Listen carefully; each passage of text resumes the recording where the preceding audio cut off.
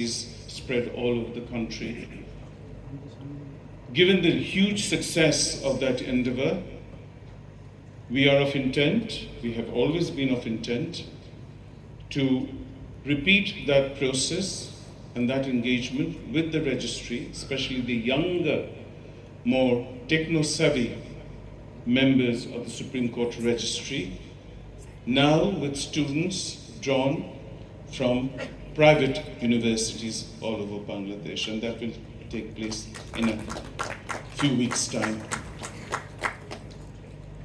As I was making my point, going back to my text, in each division, town, and jurisdiction that I visited over the last 8-9 months, the district bars stood as partners,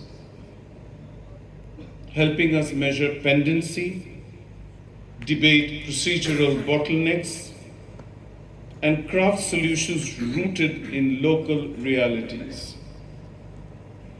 These dialogues have reminded us that reform cannot be written from the capital city alone. It must be practiced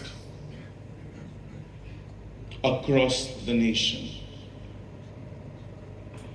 Among the reforms that I have placed before the nation of the last many months, one of the most discussed in these gatherings is the progress toward dedicated commercial courts.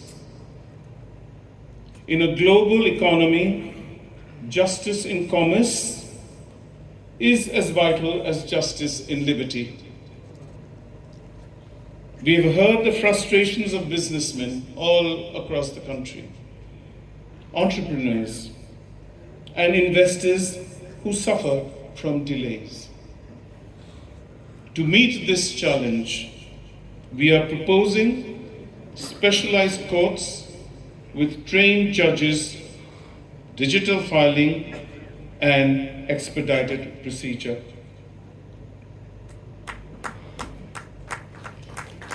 Thank you. Draft framework is in hand. And very early on into my assumption of office in 2024, the draft was prepared by our in-house expertise at the Supreme Court Registry.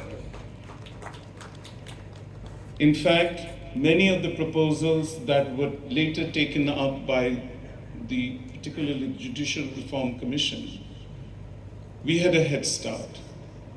As early as in October and November, we sent into the government proposals, a draft ordinance for setting up the Secretariat, complete with an organogram and a concept note, various sets of vidhimalas and rules, some of which have already been implemented, that would inure to the benefit of the judicial service.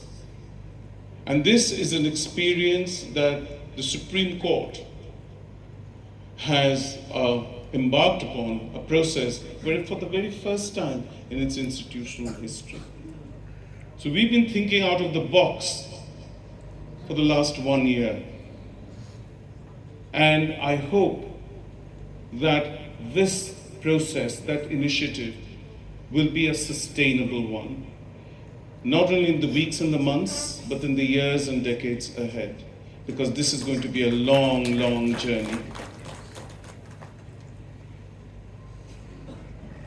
So draft framework, as far as setting up commercial courts, is in hand, and preps are being readied, and stakeholder consultation has already begun. I've just come back from Sylhet, where I took this agenda, and we had various chambers of commerce attending, huge representation from members of, and in fact, the Supreme Court Bar Association, the UNDP, the European Union, and the rest. And this was preceded by, only a few weeks earlier, by another very important dialogue jointly organized by the Supreme Court in cooperation with BIDA and the UNDP, right? The UNDP, yes. So we are having these negotiations and creating these strategic partnerships on a continuous basis. And as far as commercial courts are concerned, I know the first week of September, the Dhaka Chamber of Commerce and Industries is also engaging in a dialogue with the Supreme Court, will have a pivotal role to play. In fact, whenever the draft law is discussed, it is the law, well, draft ordinance, a template ordinance, which is the one that has been drafted by the Supreme Court itself. The commercial courts, if constructed, will help Bangladesh compete regionally, attract investment, and build confidence that contracts made in our land will be enforced swiftly and fairly. And of course, this legislation has a huge ADR component as well. None of this would have been possible, ladies and gentlemen, without the collaboration of the bar. Across the districts, the bar associations have worked with us, proving that reform is not the task of judges alone. And here in Dhaka, the Supreme Court Bar Association has been our closest ally. The SCBA has stood hand in hand with the bench, not merely as advocates before us, but as partners beside us, supporting consultations, embracing discipline, and shouldering responsibility for the credibility of justice. The Bar Council, too, under the stewardship of the Attorney General and the Vice Chairman, has shown national leadership. And I thank you again for your active participation in the National Convention that we held on the 22nd of June. Both the Vice Chairman and the President of the Bar, thank you so much. You made very, very robust statements that went a long way in carrying our message for reform and autonomy to the nation. Thank you very much. In fact, your vision has aligned the profession with the judiciary's reform, ensuring that bench and bar stand in harmony as twin guardians of justice. The uprising of July 2024, ladies and gentlemen, placed a mirror before us. The roadmap of September 2024 was my individual answer. The reform proposals sent to the government, the creation of the Judicial Appointment Council, the restoration of the Supreme Judicial Council, the adoption of 2 sets of rules in addition to other rules that have already been formulated, and various other privileges ensured to members of the judicial service.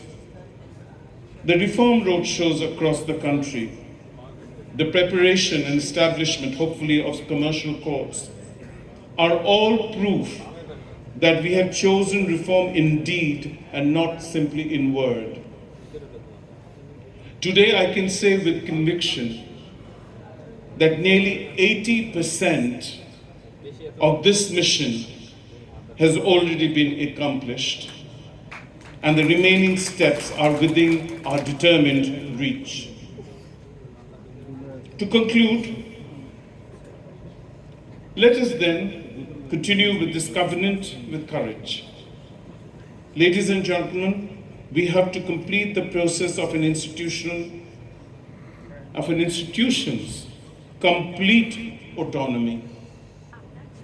We have to deepen transparency in appointments, sustain discipline in conduct, and extend reform to every court of the nation.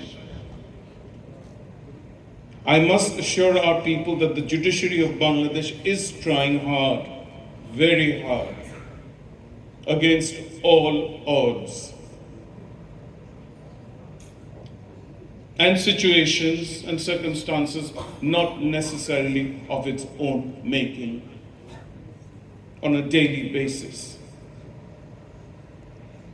The judiciary of Bangladesh is trying hard to reclaim its independence, its discipline, and its purpose. And might I add, its relevance.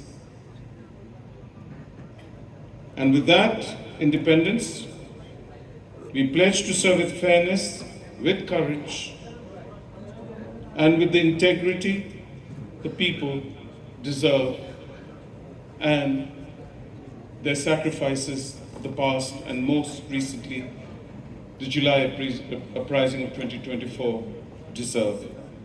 Thank you.